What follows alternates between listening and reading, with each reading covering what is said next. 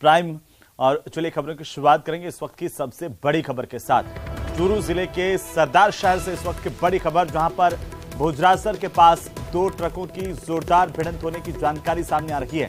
Mega highway पर सड़क हादसे में 3 की मौत इस सड़क हादसे के दौरान हुई है।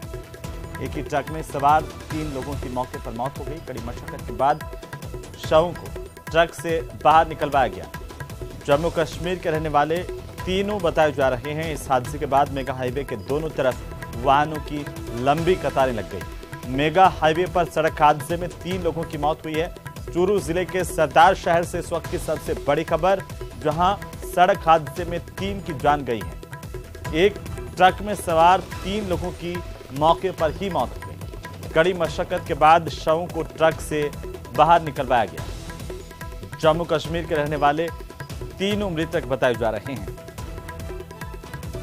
मेगा हाईवे पर बड़ा सड़क हादसा हुआ, 3 लोगों की जान गई है। भोजरासर के पास यह दुर्घटना हुई। बड़ी खबर है चूरू जिले के सरदार शहर से इस वक्त की सबसे बड़ी खबर, भीषण सड़क हादसा हुआ है। 3 लोगों की जान गई है। तीनों जम्मू कश्मीर के इलाके के रहने वाले हैं। तो वहीं प्रधानमंत्री नरेंद्र मोदी ने सोमवार को तुर्की में ऑपरेशन दोस्त में शामिल एनडीआरएफ और अन्य संगठनों के रेस्क्यू पेशेवरों के साथ बातचीत की, संवाद किया।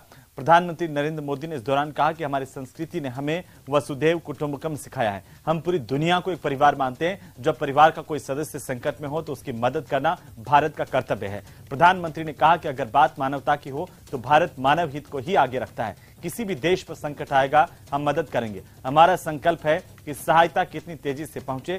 तुर्की में सहायता के बाद हमारे जवान तेजी से पहुंचे, ये सारे विश्व ने देखा। जवानों ने तुर्की में अद्भुत क्षमता का परिचय दिया। हमारे डॉग स्क्वाड के सदस्यों ने गजब का दम दिखाया। उन्होंने कहा कि देश को आप सभी पर गर्व है। प्रधानमंत्री ने कहा कि हमारे जवान मौत से मुकाबला कर रहे थे। राहत कार्य में जा रही भारतीय टीम ने मानवीय संवेदना से काम किया है। 2001 में जब गुजरात में भूकंप आया था, मैं वॉलंटियर के तौर पर जुड़ा था। उन्होंने कहा कि वो भूकंप इससे भी बड़ा था। मैंने भूकंप की पीड़ा को देखा। मैं आपको सलाम करता हूं। डॉग स्क्वाड्स के सदस्यों ने भी अद्भुत क्षमता का प्रदर्शन किया है। आप सभी पर देश को बहुत गर्व है। साथियों, हमारी संस्कृति ने हमें वसुधैव कुटुंबकम की सीख दी है और ये मंत्र जिस श्लोक से निकले हैं वो बहुत ही प्रेरक है। अयम निजः परोवेति गणना लघु चेतसाम उदार चरिता नाम तू वसुधैव कुटुंबकम। अर्थात बड़े हृदय वाले लोग अपने पराये की गणना नहीं करते। उदार चरित्रवानों के लिए पूरी पृथ्वी ही अपना परिवार होती है। तो वहीं चुनावी राज्य कर्नाटक में भाजपा के राष्ट्रीय अध्यक्ष जेपी नड्डा ने कहा कि देश में केवल भाजपा के पास वैचारिक पृष्ठभूमि, कैडर बेस और जन समर्थन है। कांग्रेस समेत देश के अन्य सभी राजनीतिक दल केवल परिवार या राजशाही दल हैं, जबकि भाजपा ऐसा दल है जो अपने आप में एक परिवार है। कर्नाटक के 3 दिवसीय दौरे पर आए नड्डा ने सोमवार को उडुपी जिला बूथ समिति सम्मेलन में संबोधित करते हुए कहा कि मैं अपने राजनीतिक अनुभव से कह सकता हूं कि भाजपा का कार्यकर्ता होने के नाते हम सबको विशेषाधिकार प्राप्त है। तो वहीं इमरान खान की सरकार में वित्त मंत्री रहे मिफ्ताह इस्माइल एक कार्यक्रम के दौरान पूछे गए सवाल पर गुस्से से तिलमिला गए और मौजूद मीडिया पर जमकर बरसे। क्या कुछ कहा, ये खास रिपोर्ट देखिए।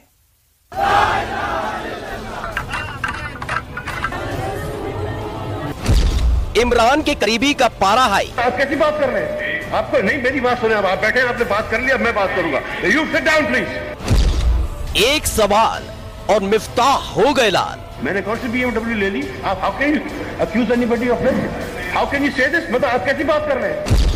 पूर्व मंत्री इस्माइल की छिन गई मुस्कान। ये जो झूठे इल्जाम लगाते हैं ना आप लोग करप्शन के, इसके लिए लोगों को जेल में जाना पड़ता है। That's not funny. दाने दाने को मोहताज हो चुके पाकिस्तान में एक अलग ही खेल चल रहा है। जनता को राहत देने के बजाय सियासत का 2020 खेलने में जुटे हैं। शहबाज सरकार का फोकस इमरान खान और उनके सहयोगियों को जेल में डाल देने का है, तो वह इमरान खान के निशाने पर शहबाज सरकार है।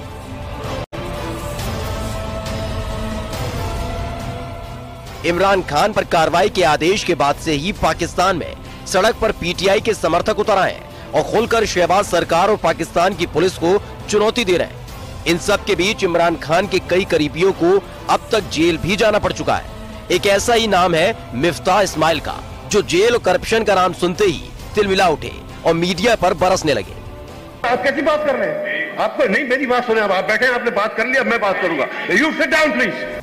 दरअसल मामला कराची लिटरेचर फेस्टिवल का था, जब इमरान खान की सरकार में वित्त मंत्री रहे मिफ्ताह इस्माइल पहुंचे थे।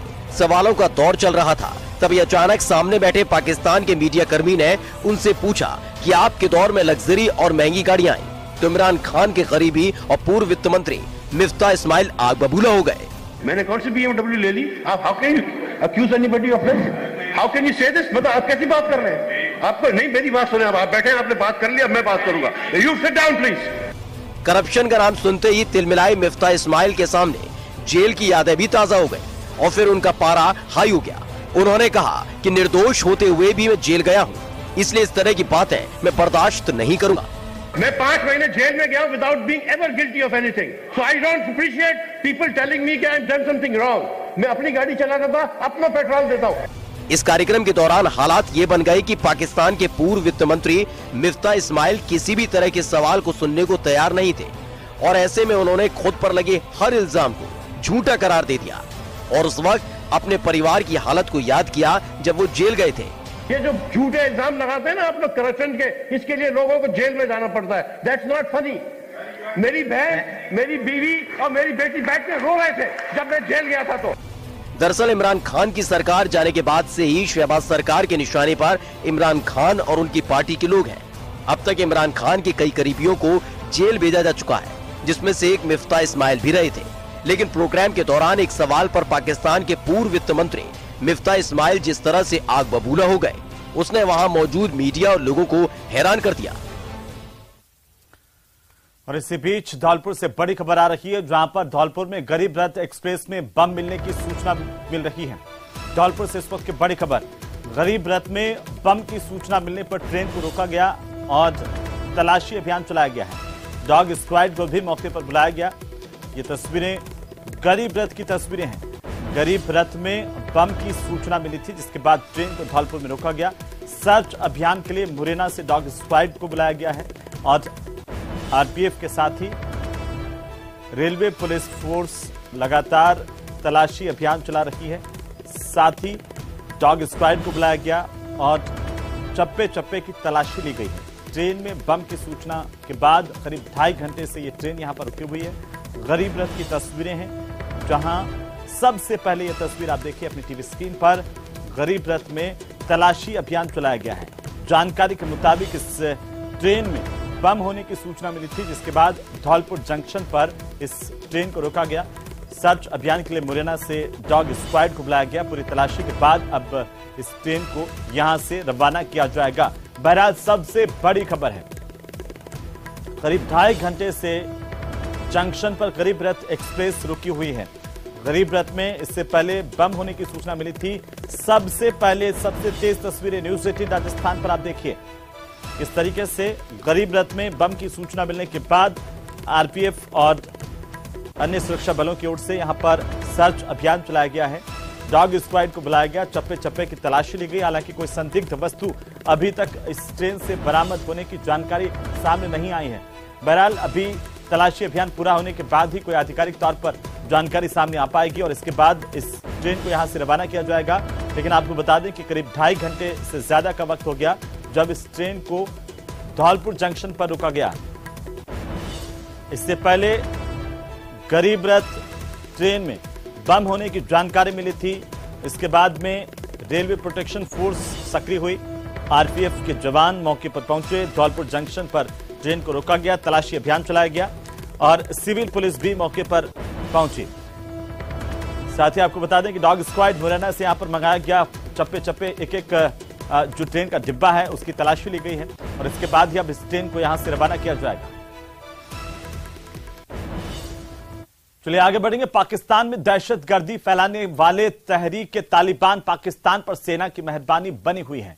चाहत तो यह थी कि कैसी भी करके टीटीपी के सदस्यों को पाकिस्तान में बसाया जाए। इसका दावा पाकिस्तान की पूर्व मानवाधिकार मंत्री शिरीन मजारी ने किया है। खास रिपोर्ट देखिए। दहशतगर्दों के साथ खड़ी थी पाकिस्तान की सेना। आतंकियों पर थी पाकिस्तान के सेना प्रमुख की मेहरबानी। जान लेने वालों को खुशहाल जिंदगी देने का था प्लान। ये 17 फरवरी की वो तस्वीर है जिसने पूरे पाकिस्तान को थर्रा कर रख दिया। पाकिस्तान के लोगों के सामने एक तरफ कुआं, दूसरी तरफ खाई वाले हालात हैं। कंगाली से जूझते पाकिस्तान में जिंदगी बच गई तो चौखट पर आतंकी खड़े हैं जो जान लेने पर आमादा हैं। कराची के पुलिस मुख्यालय में कुछ इस तरह आतंकियों ने घुसकर वारदात को अंजाम दिया था। ताबड़तोड़ फायरिंग हो रही थी।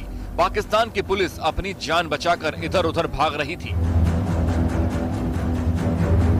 ये पहली बार नहीं है जब टीटीपी ने कहर बरपाया हो और उसके आतंकी पाकिस्तान की सड़कों पर खौफ फैला रहे हों। इससे पहले पेशावर में सेना के मुख्यालय को निशाना बनाया गया था, लेकिन एक दावे ने पाकिस्तान को पूरी तरह आतंक परस्त मुल्क घोषित करवा दिया है, क्योंकि इस हमले के बाद एक बड़ा दावा पाकिस्तान की पूर्व मंत्री ने किया है। बाजवा ने तालिबान का मामला उठाया कि टीटीपी में पाकिस्तानी राष्ट्रीयता वाले लोग हैं जो देश लौटना चाहते हैं। अगर वो संविधान को स्वीकार करते हैं और हथियार डालते हैं तो कुछ किया जाना चाहिए और बातचीत होनी चाहिए। इसके साथ ही दावा किया गया है कि लगातार टीटीपी से बातचीत पर जोर दिया जा रहा है और इसके पीछे पाकिस्तान की सेना के पूर्व चीफ कमर जावेद बाजवा भूमिका निभा रहे हैं। यानी अपनी बर्बादी के लिए पाकिस्तान ने खुद ही स्क्रिप्ट लिख दी जिसका हर एक पन्ना दहशत से भरा हुआ है। ऐसे लोगों को बाजवा फिर से पाकिस्तान लाने की हिमाकत कर रहे थे जो उस वक्त भी पाकिस्तान की सड़कों पर आतंक फैला रहे थे। और उसके बाद तो हालात ये हो गए हैं कि अब खुलकर टीटीपी कभी पुलिस मुख्यालय तो कभी सेना के मुख्यालय को निशाना बना रही है, क्योंकि टीटीपी को भी पता है कि पाकिस्तान का इतिहास सेना और आतंकियों से भरा पड़ा है।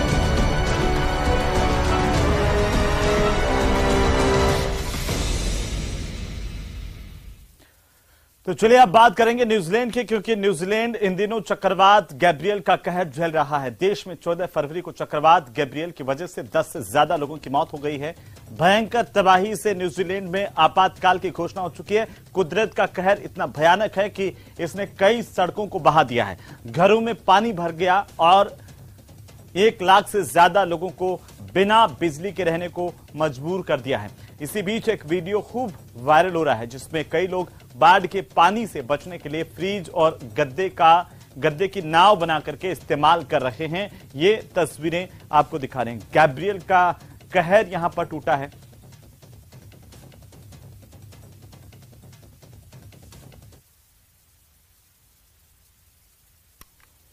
तो वहीं पटना सिटी के जेठुली में रविवार को पार्किंग को लेकर के शुरू हुआ विवाद अभी तक थमा नहीं है। कल हुई फायरिंग में घायल एक और व्यक्ति की आज मौत हो गई।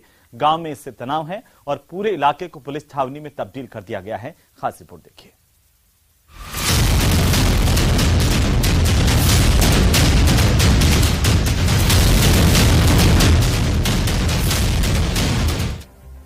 पटना सिटी के जेठुली में हुए गोलीकांड के दूसरे दिन भी तनाव की स्थिति बरकरार है। बवाल के बाद चारों तरफ तबाही की तस्वीर साफ नजर आ रही है। पार्किंग के विवाद में चली गोलीबारी में 3 लोगों की मौत के बाद हालात अभी भी सामान्य नहीं हो सके हैं। पुलिस बलों ने उपद्रवियों को खदेड़ कर भगा दिया है और अभी जो माहौल है वो शांतिपूर्ण नजर आ रहा है। जो अपराधी हैं उनकी गिरफ्तारी की लगातार मांग होती रही है। साफ तौर पे कहना है कि जब तक अपराधी की गिरफ्तारी नहीं होगी तब तक उपद्रव जारी रहेगा। हालांकि अभी यहाँ शांत नजर आ रहे हैं क्योंकि सुबह से लगातार जो उत्पात था वो उपद्रवी मचा रहे थे, आग लगा रहे थे, तोड़फोड़ कर रहे थे, पथराव कर रहे थे, मीडियाकर्मी पर भी हमला कर रहे थे, पुलिस की टीम पर भी पत्थरबाजी की। दरअसल पार्किंग विवाद को लेकर फायरिंग में 3 लोगों की मौत के बाद लोगों का गुस्सा थम नहीं रहा है। आक्रोशित लोगों ने हत्याकांड के आरोपी उमेश राय के घर, कम्युनिटी हॉल और फैक्ट्री को फूंक दिया। जेठुली गांव में अब तक 7 लोगों को गिरफ्तार कर लिया गया है। यहाँ पे पूरी तरह मौजूद है, हमारा और फोर्स भी आ रहा है, डिमांड हम लोगों ने कर दिया है और इसमें जल्द से जल्द हम लोग सामान्य स्थिति स्थापित कर देंगे। उसका एक भाई नेम्ड है, उसकी हम लोग प्रयास कर रहे हैं, वो भागा फिर रहा है, उसके बच्चा राय के साथ उसके 6 सहयोगी और अरेस्ट हो गए हैं। पूरे मामले पर एडीजी मुख्यालय जितेंद्र सिंह गंगवार ने कहा कि हिंसा की तत्कालिक वजह पार्किंग विवाद ही थी। साथ ही उन्होंने कहा कि पूरे मामले की गंभीरता से हर एंगल से जांच की जा रही है। पुलिस कर्मियों को, बलों को वहां प्रतिनियुक्त कर दिया, अभी स्थिति ठीक है। लगता है कि उनके बीच में कोई पुरानी गांव की रंजिश कहें या गांव का विवाद कहें, उसके कारण ये स्वरूप ले लिया। कुल मिला के मैं बात ये कह रहा था कि पुलिस के पहुंचने से ही स्थिति नियंत्रण में आई। पूरा जेठुली गांव पुलिस छावनी में तब्दील है। पुलिस स्थानीय लोगों से घर से नहीं निकलने की अपील कर रही है। साथ ही उपद्रवियों की तलाश में छापेमारी अभियान चला रही है। न्यूज 18 के लिए पटना से संवाददाता मनोज सिन्हा, अमित कुमार के साथ विनीता मिश्रा की रिपोर्ट।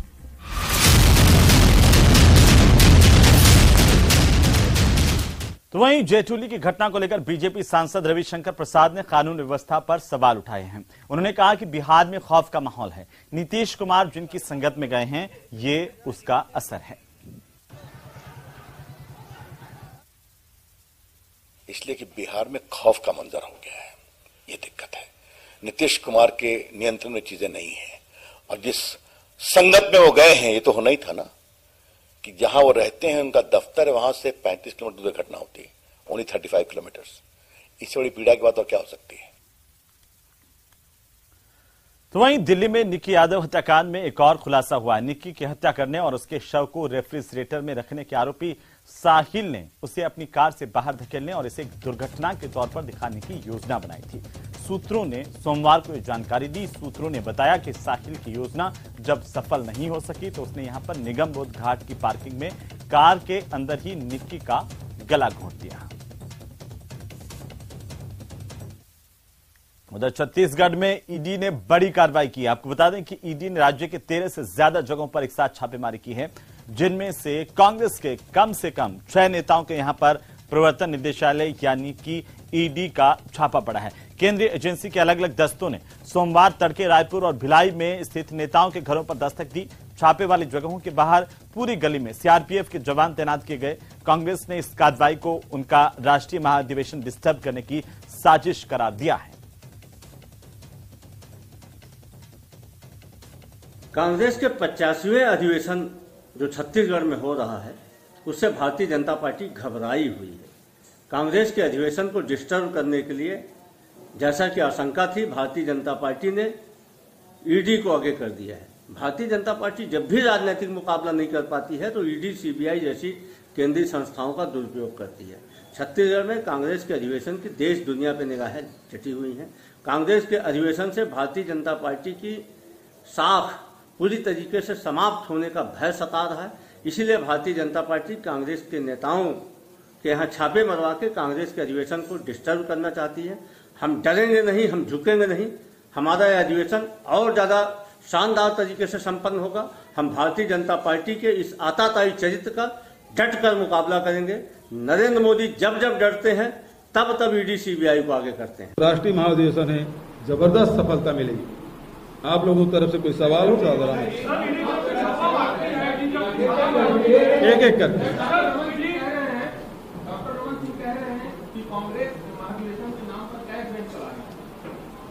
उसको तो वही समझ आता है। वो बताया ना कि जिन कार्यालयों को उद्घाटन किया था चिट फंड कंपनियों का, उसकी जांच की मांग क्यों नहीं करते? और वो रमन सिंह जी जब जब इस प्रकार के छापा पड़ते हैं वो प्रवक्ता बन जाते हैं। जरूर कभी आईटी के प्रवक्ता बनते हैं, कभी ईडी के प्रवक्ता बन जाते हैं। एक चीज बताइए, ये किस मामले में जांच कर रहे हैं, ये पता है आपको? और अधिवेशन के ठीक पहले करने का आवश्यकता क्या है? अधिवेशन के पहले भी कर सकते थे। यदि जिन मामलों की वो बात करते थे, कर रहे हैं, उनमें पहले भी कर सकते थे, महीने 2 महीने पहले भी कर सकते थे, महीने भर बाद कर सकते थे। लेकिन ठीक अधिवेशन के 4 दिन पहले करना क्या बताता है? तो चलिए अब वक्त हो चला है प्राइम 25 खबरों को देखने